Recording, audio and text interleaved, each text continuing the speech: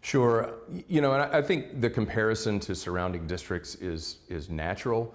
For me, I'm not really that interested in that. I don't think that we should compare ourselves to Cabarrus and Union County. I mean, with all respect to those places, they're just very different. We need to set high goals and compare ourselves against those goals. When I was on the board from 2006 to 2011, our mantra, it unified us and it drove the beat of everything that we did, was raise the bar and close the gap when it comes to student achievement. What that means is that for students who are already performing, we need to challenge them even more. We need to raise the bar. And at the same time, it's not either or, it's both and, we need to rapidly accelerate the growth of students who are not performing up to expectations. I think that's exactly the challenge that we have right now. And I don't think COVID caused all of this. It certainly exaggerated some of the gaps, but we were already experiencing some of those gaps. But again, through focus and great leadership, we've got a chance to raise the bar and close the gap. So the example that's in my head right now is the Carolina Panthers. If you looked at the stadium on Sunday, it was 60% full, and of that, 60% of the fans were 49ers fans, right? The Panthers need to put a better product on the field. CMS needs to put a better product on the field, and that will pull people back. We're not competing against private schools or parochial schools or even charter schools. Our job, now look, the rules are different. All of those schools get to pick their students. We don't. Whoever walks in the door, we take by law. So, the inputs are different, but it doesn't matter. We've got to meet the challenge.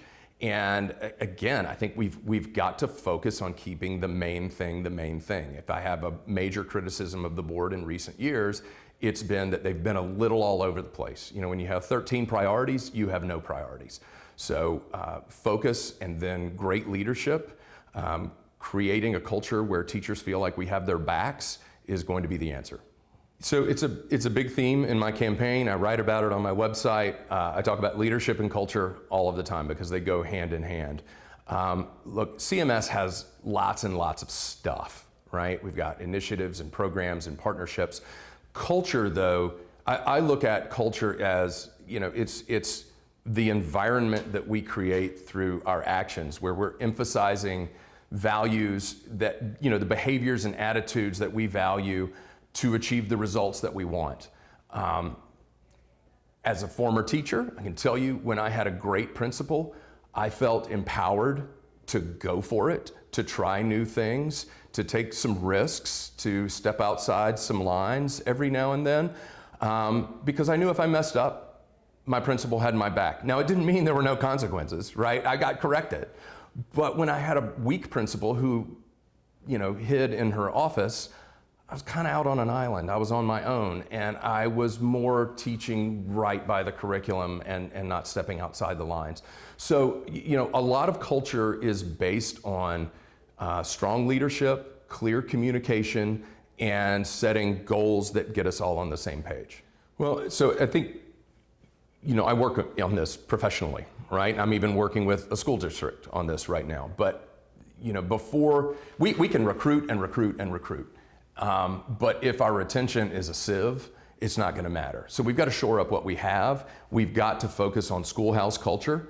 The message that I would communicate to teachers is help is on the way from some new board members, and we're gonna absolutely get the superintendent search right, which means that we're gonna have a better leadership team that communicates more effectively, and I think teachers are going to feel it as we have principals' backs so they can have their teachers' backs. Once we create a better landing area for new recruits, I think that's when we go all out in recruiting teachers. Charlotte's a great place to live, especially for young people. There's so many different options. We do have to get creative at some point. I would like for us to look at the CMS Foundation as sort of a vehicle for a pseudo endowment that will protect us from the political whims of the state and the county. We absolutely have to build better relationships with the state and the county, but before we go begging for more money, we've got to get some wins and prove to them that we know what we're doing. So, my hope is that given my professional background, I would chair the search committee. What I have seen from the board is that some members start from a biased point of view. I want this in a superintendent. And they're simple things that don't really matter. I want a woman. I want a black man. I want that. No, let's agree on what we want in terms of characteristics, leadership qualities, personality traits, and then let's do a search with an objective framework and a good process that includes clear vetting. We hired one superintendent that, a Google search could have probably uncovered what a local reporter uncovered days after he started. The last superintendent, I love the man, but he should not have been the superintendent. I think they set him up to fail. I even told some of them, you're going to hire a very nice black man and you're going to crucify him publicly and you're going to pay the price for it. Unfortunately, that's what happened. But I've got a set of characteristics in mind, but before we all decide, I know what I want, we need to listen to the public this time, and that's why I'm pleased that there's a committee out engaging, and they're going to present their findings to us at the first board meeting in December. Well, I do have some questions, and they'll be part of a behavioral interview process that we do, so I don't want to reveal that right now to any potential candidates. I will say that I think it's important that a superintendent have experience in an organization, running an organization, whether it's the top of the organization or a division level, where there's lots of employees, lots of different sites, lots of moving parts. They need to be courageous so that they can make decisions without having all of the information, and they need to be strategic enough to make those decisions in a way that we can learn, adapt, and keep building on those decisions rather than having to undo everything every 12 to 18 months. They've got to have a lot of empathy to understand different cultures that we have locally. And I would say that they've got to have the humility to be able to accept blame and give away credit. I think an inspirational leader is probably the best type for this sort of organization. But those are all pretty broad categories. So I'm not locked in on, must have done this exact job before, must have this, degree. That stuff doesn't matter so much once somebody has a career behind them. Yeah, so, and I support the things that they've done, except the backpacks. I mean, that was silly from the beginning, but we don't want to focus on what's already happened. My campaign's about being present and looking forward. So, and I want to be clear, I don't think that school shootings are caused by bullying. I think, school shootings happen because we're the only country in the world that has more guns than people. But it's a factor, and a lot of people who come and do violence at school are what I would call hyper-local. They're known entities. They might have gone to that school, they're from the neighborhood, they had a bad experience, they felt ostracized. What I hear from my own kids and their friends, so it's anecdotal, but it sounds like we could do a better job with our bullying education.